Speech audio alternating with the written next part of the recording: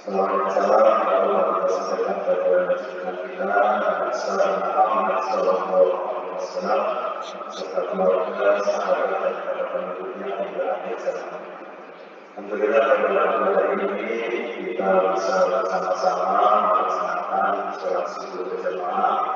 Insya Allah sesuai dengan hadis dan dakwah bahwa ketika ada hari Idul Adha dan Idul Fitri tidak Apa tadi? Sabtu, maka kita mengadakan kajian bulan subuh untuk menambah Keadaan ada lampu. Iya. Jalan. Jalan. Iya kan?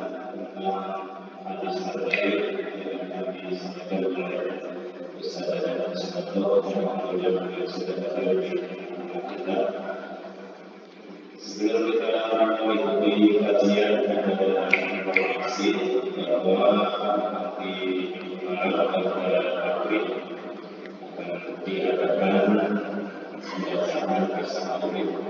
Insyaallah dipimpin oleh Ustaz Riko imam kita yang bisa diadakan nanti pada baik kita mulai kajian kita bersama-sama membaca basmalah Bismillahirrahmanirrahim.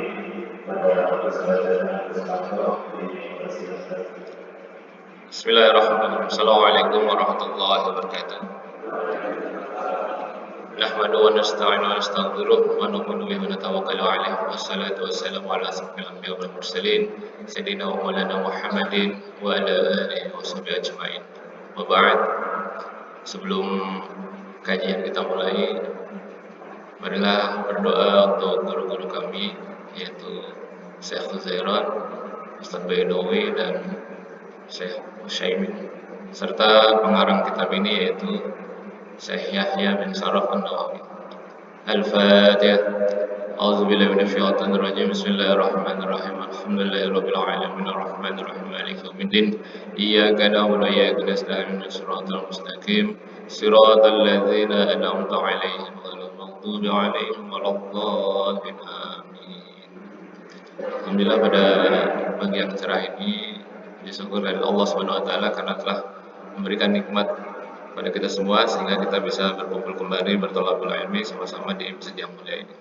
Salat dan salam mudah-mudahan selalu terlimpah curah kepada junjungan bagi kita Nabi besar Muhammad SAW yang pada hari ini diperingati di seluruh dunia atas kelahirannya. Berkaitan dengan hari kelahiran junjungan Nabi besar Muhammad SAW berketepatan juga dengan hadis yang kelima yaitu dalam kitab Arba'in Nawawi. Bismillahirrahmanirrahim.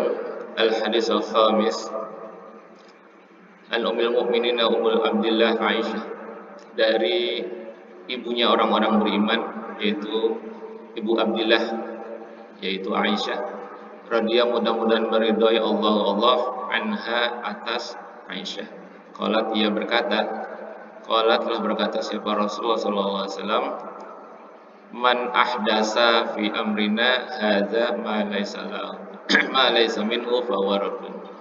Man adapun barang siapa ahdasa yang memperbarui fi amrina pada perkara kami, hadza ini maksudnya agama ini, ma laysa maka tidak ada minhu bagi darinya, bahwa maka ia raddun akan tertolak. Rawahu telah meriwayatkan Al-Bukhari, Imam Bukhari, wa Muslim dan Imam Muslim. Wa fi riwayatin Muslim, dan dari riwayat milik kitabnya Imam Muslim yang ada di Sahih Muslim, yaitu redaksinya berbunyi man amila, barang siapa yang berbuat amalan suatu perbuatan laisa yang tidak ada alaihi atasnya amruna dari urusan kami, bahwa maka ia radun akan tertolak. Dari kitab matannya, naskahnya memang terdapat dua bagian, Bapak. Ada yang dari Imam Bukhari dan ada yang dari Imam Muslim. Kedua-duanya berstatus sahih. Saya ambil dari sarah kitabnya Syekh Utsaimin dari Saudi. Menurut beliau, kunyat Aisyah diberi julukannya Ibunda Aisyah radhiyallahu anha bi Ummul Mukminin dengan sebutan Ummul Mukminin li'annaha karena ia ihda zaujatin Nabi sallallahu alaihi wasallam, salah satu dari istri baginda Rasulullah sallallahu alaihi wasallam. Kalau dalam sirah disebutkan bahwa istri baginda itu kalau dihitung dari mulai Sayyidah Khadijah sampai yang terakhir itu ada yang mengatakan 12, ada yang mengatakan 11. Jadi ada yang di periode sebelum diangkat menjadi Rasul dan setelah diangkat menjadi Rasul dan menjelang wafatnya. Ini memiliki 12. Dan ke-12 ini tidak menjadi syariat. 12-nya itu tidak jadi syariat. Berbeda ketika setiap perbuatan Rasul itu biasanya jadi syariat.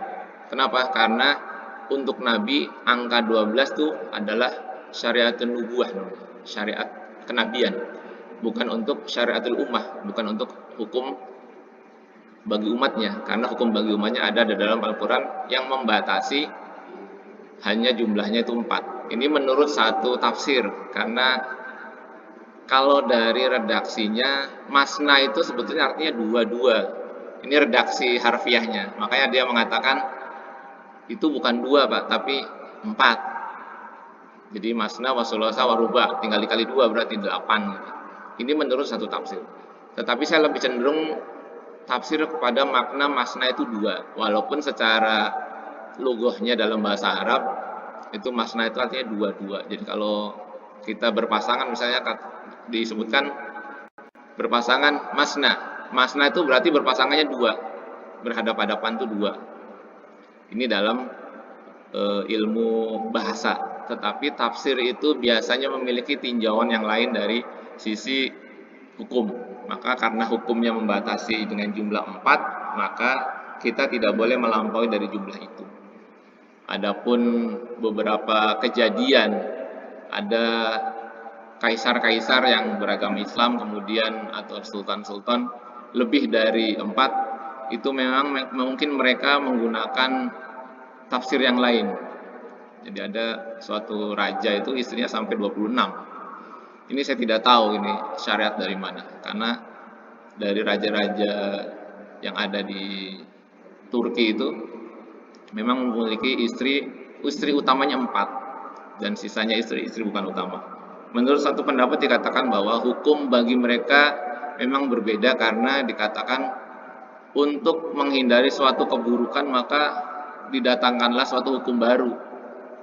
Yang penting statusnya jelas, yaitu menikah. Walaupun ada orang tidak menikah, kemudian dia dengan beralasan untuk memperburukkan suatu syariat, maka dia tetap dihukumi suatu dosa. Misalnya dikatakan begini, saya tidak mau nikah karena yang nikah aja banyak yang gagal. Nah, ini tidak boleh seperti itu. Adapun kegagalan di dalam pernikahan itu masih ibadah, Pak. Kita menikah ibadah, gagal pun masih ibadah, karena kita sudah berusaha untuk beribadah. Keadaan orang itu gagal dalam berumah tangga itu memang menurut sisi kemanusiaannya. Bahkan dalam agama memang diatur, cerai pun merupakan bagian dari syariat yang namanya talak gitu atau tolak gitu. Jadi kita tidak perlu khawatir dengan keadaan-keadaan bahwa belakangan ini angka perceraian begitu tinggi. Kemudian kita seolah-olah ingin memberikan suatu pernyataan bahwa agama yang mengajarkan tentang pernikahan itu adalah agama yang gagal. Tidak.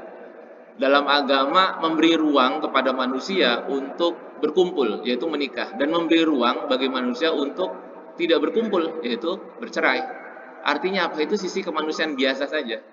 Sebagaimana kita ini walaupun sering kumpul-kumpul dengan teman, kadang ada suatu saat kita pengen sendiri. Nah, ini kan tidak ada yang mempermasalahkan. Itu manusiawi, biasa saja. Sebagaimana Nabi pun Allah pernah mengajarkan caranya bercerai walaupun tidak bercerai. Tetapi para ulama-ulama besar pun banyak yang bercerai, dan biasa saja.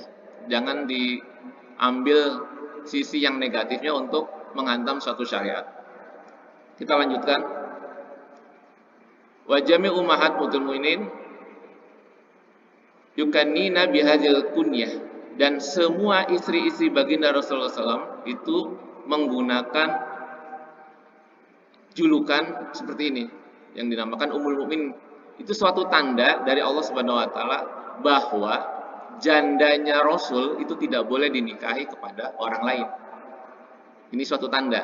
Menurut sebagian tafsir dikatakan bahwa Allah sengaja melabeli mereka dengan istilah ibunya orang-orang beriman sebagai tanda bahwa mereka tidak boleh dinikahi oleh orang lain.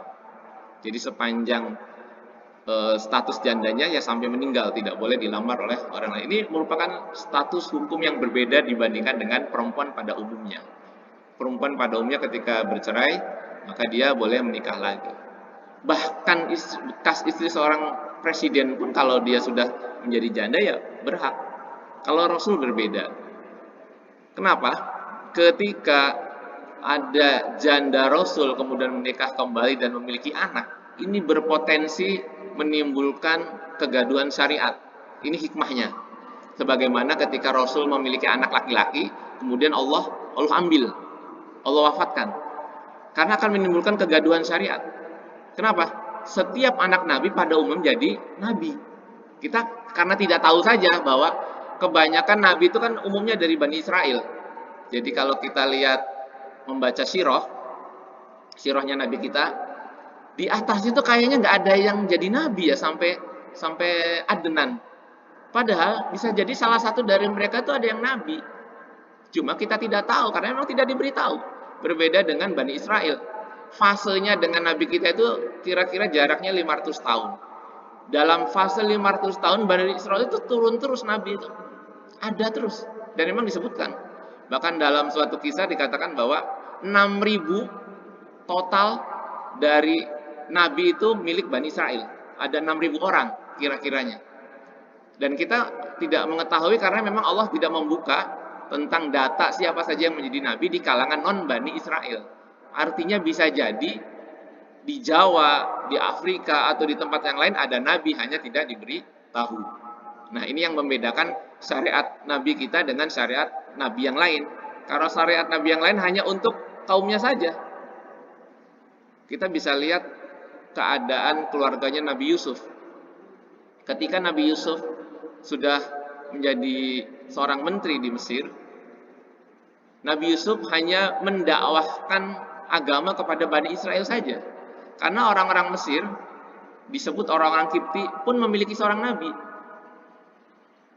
Berbeda dengan Rasulullah. Semua orang yang hidup pasca Rasulullah diangkat menjadi Rasul, semuanya harus mengambil keagamaan dari baginda Rasulullah SAW.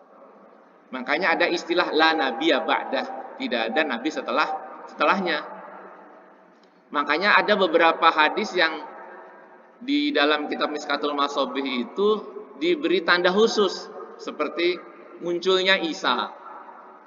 Munculnya Isa di dalam kitab tersebut dipermasalahkan karena dianggap mendelegitimasi tentang la nabiyya ba'dah.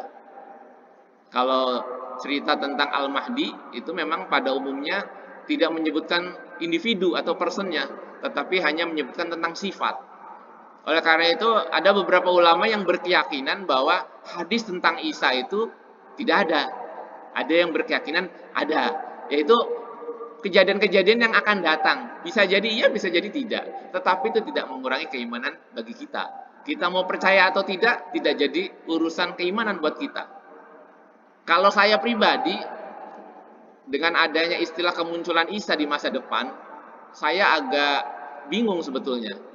Kenapa? Isa dengan kurun waktu ribuan tahun yang akan datang atau ratusan tahun yang terdahulu, mendefinisikan wajahnya saja bingung. Apalagi mengenalnya. Bagaimana cara mengenalnya? Kalau ulama sekarang menggambarkan tentang diri Rasulullah SAW yang bernama Muhammad ibni Abdullah itu, ketika diceritakan tentang kepribadian atau keadaan fisiknya, bisa digambarkan secara jelas, Pak.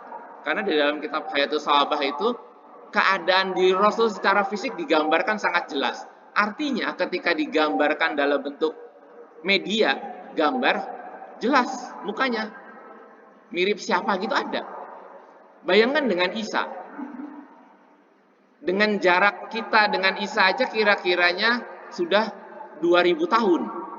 Belum lagi akan muncul katanya saat-saat menjelang kiamat ribuan tahun.